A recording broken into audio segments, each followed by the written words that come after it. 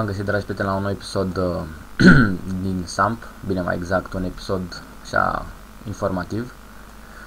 Vreau să vă spun că timp de 2 săptămâni, adică până lunea viitoare, deci nu lunea asta la altă, nu prea am ce să fac în facțiune, pentru că stau numai în închisoare și mi-am terminat raportul și doar mă joc așa normal.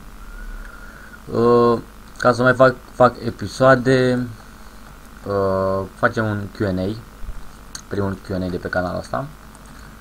Îmi lăsați aici în comentarii la videoclipul ăsta, îmi lăsați în toate ce întrebări vreți, bine, până la o limită.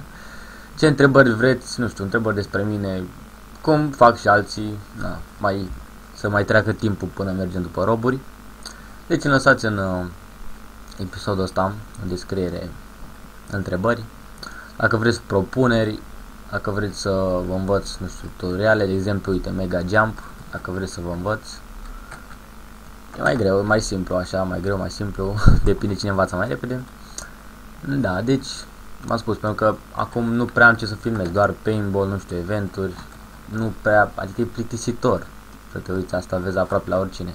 Chestia cu roburile nu pot acum pentru că am rank 1 în NG, abia la rank 2 pot să merg. Și da, până acum, nu știu, și poate mai găsesc eu ce să fac pe parcurs, să fiu mai activ așa pe canal, măcar o dată la 2 zile să postez un videoclip. Nu, așa, da. Postez un videoclip, de v-am spus, lăsați comentarii cu întrebări, propuneri, ce tutoriale vezi, nu știu, orice, ce vă vine prin cap, lăsați în comentarii. Să vedem ce iese și dacă o să iasă bine, o să fac poate o serie din asta.